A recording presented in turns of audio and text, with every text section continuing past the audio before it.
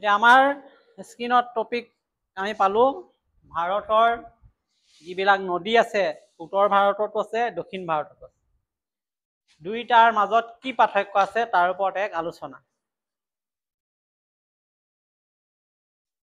প্ৰথম যেটো ইন্ট্ৰোডাকশন পাৰ্ট ভূমিকা বা আৰম্ভণিত আমি কি কৈছো ভাৰতবৰ্ষৰ নদীসমূহক মূলতঃ দুটা ভাগত ভাগ কৰা হৈছে উত্তৰ ভাৰতৰ নদী আৰু দক্ষিণ ভাৰতৰ নদী এই দুই প্ৰকাৰৰ নদীৰ উৎপত্তি স্থান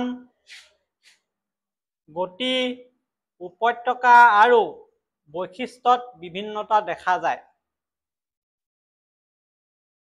তলত সেইবিলাকে আমি বিস্তাৰিতভাৱে আলোচনা কৰিবলৈ চেষ্টা কৰিছো প্ৰথম যেটো পাৰ্থক্য আছে নদীবিলাক পানীৰ হুতৰ স্থায়িত্বৰ দিশে পাৰ্থক্য অৰ্থাৎ নদী এখনত পানী যেতিয়া বৈ যায় কিছুমান নদীত হুতটো বেছি হয় কিছুমানত কম হয় এই ক্ষেত্ৰত উত্তৰ ভাৰতৰ নদী দক্ষিণ ভাৰতৰ নদীৰ মাজত কি পাৰ্থক্য এতিয়া উত্তৰ ভাৰতৰ নদীবিলাক গংগা যমুনা ব্ৰহ্মপুত্ৰ হিমালয় পৰ্বতৰ বৰফেৰে আবৃত শৃংগৰ পৰা উৎপত্তি হৈছে হিমালয়ৰ পৰা আহিছে হেতি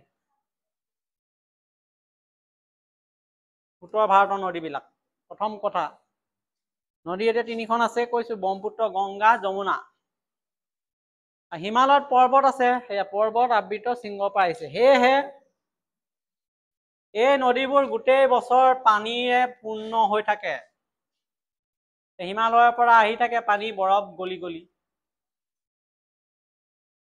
আনফালে দক্ষিণ ভাৰতৰ নদীবোৰ দক্ষিণ ভাৰতৰ নদী সেইকাৰণে মনত ৰাখিবলৈ কৈছিলো গোদাবৰী কৃষ্ণা কাবেৰী মহানদী এইবিলাক কি হয় দাক্ষিণাত্য মালভূমি বা চাপৰ পৰ্বতৰ পৰা ওলাই আহিছে য'ত বৰফ নাই বৰষুণৰ পানীহে গতিকে এই নদীবোৰ খৰালি কি হয় শুকাই যায় আকৌ বাৰিষা এই নদীবিলাক পানীৰে ভৰি যায় উত্তৰ ভাৰতৰ বিলাক কেলে নুশুকায় তেতিয়াহ'লে উত্তৰ ভাৰতৰ কেলে নুশুকায় হা কিয় নুশুকায় উত্তৰ ভাৰতৰ নদী ক'ৰ পৰা ওলাইছে বৰফেৰে আবৃত হিমালয় পৰ্বতৰ পৰা ওলাইছে বৰফটোতো গলি গলি আহি থাকিব আহিবনে নাই গতিকে খৰালিত পানীটো পাই থাকে বৰফবিলাক গলি থাকে কাৰণে কিন্তু দক্ষিণ ভাৰতত পাহাৰবিলাক চাপৰ মালভূমি পৰা আহিছে গতিকে খৰালি পানী নাথাকে সেইকাৰণে নদীবিলাক শুকাই যায় আকৌ বাৰিষা পানী পায় যেতিয়া বৰষুণ হয় পাৰ্থক্য সেইটোৱে এক নম্বৰ পাৰ্থক্য পালো এইটোৱে উত্তৰ ভাৰতৰ নদীবিলাক বছৰেকৰ সকলো সময়তে পানী থাকে দক্ষিণ ভাৰতৰ বিলাক খৰালি শুকাই যায় কেলে শুকাই যায় তাৰ পাহাৰবিলাক মালভূমিবিলাকৰ পৰা ওলাই আহে তাত বৰষুণৰ পানীহে নিৰ্ভৰ কৰে উত্তৰ ভাৰতৰ নদী সদায় বৰফ আবৃত হিমালয়ৰ পৰা পায় পানী তাত বৰফৰ পৰা পাই থাকে নদীৰ গতিৰ দিশৰ পাৰ্থক্য 2 নম্বৰ উত্তৰ ভাৰতৰ নদীবোৰত 3টা গতি আছে উচ্চ গতি মধ্যগতি নিম্ন গতি 1 2 3 নদী এখন গৈ থাকোতে বৈ থাকোতে 3টা গতি হয় একেবাৰে ওপৰটো উচ্চ গতি আৰু মাজৰটো মধ্যগতি আৰু তলত একেবাৰে নিম্ন গতি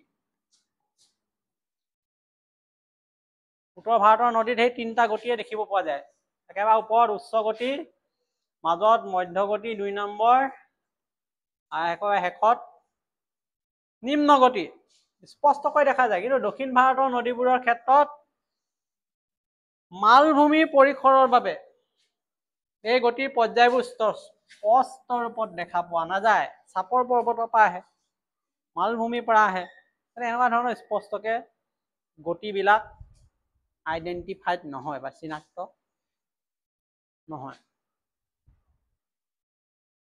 3 নম্বৰ পাৰ্থক্য উপত্যকা আৰু নাব্যতাৰ দিশে পাৰ্থক্য অৰ্থাৎ উত্তৰ ভাৰতৰ নদীবোৰৰ উপত্যকা বহল।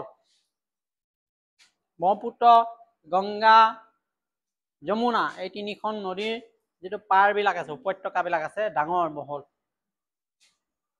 আৰু সমতলো ভূখণ্ডৰ মাজেদি বৈ যায়।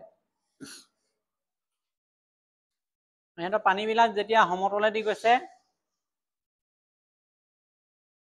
সমান ঠাইৰ মাজেদি পাৰ হৈ যায়। সেয়েহে ইহঁতৰ গতি ধীৰ, এই নদীবোৰ নাব্য। পানীবিলাক ইমান তীব্ৰ গতিত নাযায়, লাহে লাহে ধীৰে ধীৰে যায়। সেইকাৰণে ইয়াত নাব্য, অৰ্থাৎ পৰিবহনৰ সুবিধা, জল পৰিবহন, নাও, জাহাজ এইবিলাক চলিব পাৰে, এইটো নাব্য বুলি কয়। কিন্তু দক্ষিণ ভাৰতৰ নদীবোৰ খৰস্ৰোতা, অতি খৰ, তীব্ৰ গতিত যায়। আৰু উপত্যকাটো যিহেতু ঠেক দক্ষিণ ভাৰতৰ, গতিকে ইয়াত নাব্য নহয়। তাত সেই জল পৰিবহনৰ সুবিধাটো কম। আৰু জল পৰিবহন হলেও বহুত সমস্যা হয়, কাৰণ তাত পানীৰ সোঁত ইমানেই বেছি, সাধাৰণ নাও, জাহাজ বা যিকোনো ধৰণৰ জল পৰিবহন ব্যৱস্থাটো অতি ব্যয়ী হব আৰু ৰিক্সি হব, বিপদজনক। একদম তীব্ৰ গতিত গৈ থকা, সোঁত থকা পানীত নাও চলাব পাৰিম নে ধীৰে ধীৰে গৈ থকা পানীত আমি নাও চলাব পাৰিম? আমি নিজে জানো যে তীব্ৰ গতিত যোৱা পানীৰ গতিত নাও চলালে অতি বিপদজনক হ'ব, বা জাহাজ চলালে।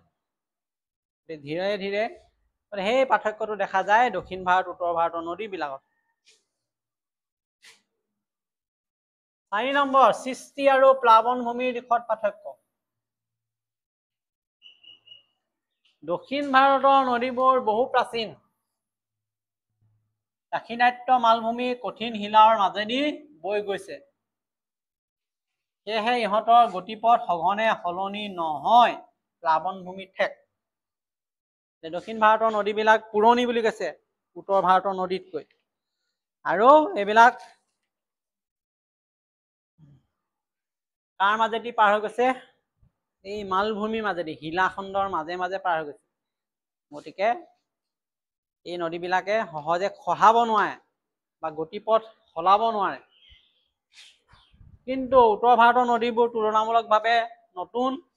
ইহঁতে সঘনে সুতি সলনি কৰি থাকে, কাৰণ সিহঁতি সমভূমিৰ মাজেৰে পাৰ হৈ গৈছে। সিহঁতৰ যিটো সমতলটো শিলাৰে গঠিত নহয়, কোমল মাটিৰে গঠিত। সেইকাৰণে নদী খহি যায় বা সুতি সলাই যায়, প্লাৱনভূমি বহল হয়, উৰ্বৰ হয়।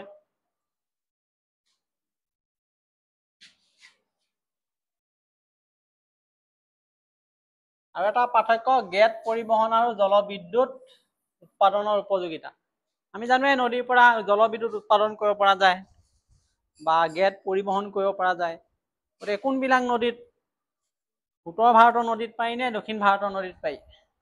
ইয়াত কৈছে উত্তৰ ভাৰতৰ নদীবোৰ বেছি পৰিমাণে গেট পৰিবহন কৰে।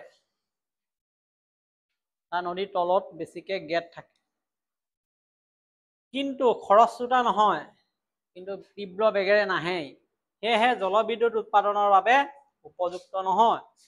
জলবিদ্যুৎ উৎপাদন কৰিবলৈ ডাঙৰ ডাঙৰ বান্ধ দিব লাগে। বান্ধ এৰি দিলে যিটো তীব্ৰ গতিত আহিব সোঁতটো পানী, তাৰ পৰা টাৰবাইন চলাই শক্তি উৎপাদন কৰে, বিদ্যুৎ শক্তি।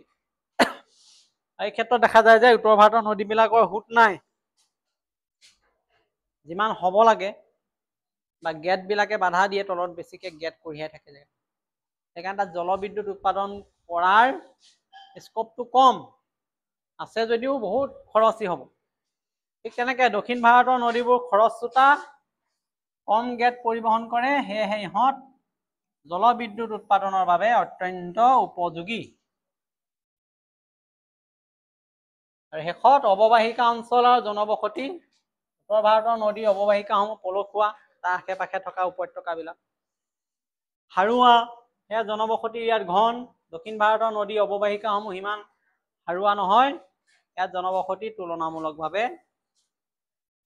কম। গতিকে এনেকুৱা ধৰণৰ পাৰ্থক্যবিলাক আমি আলোচনা কৰিলো। এতিয়া আৰু কেইবাটাও পাৰ্থক্য আছে, এই পাৰ্থক্যখিনি নিজে আলোচনা কৰাত তোমালোকে মিলাই ললে হ'ল।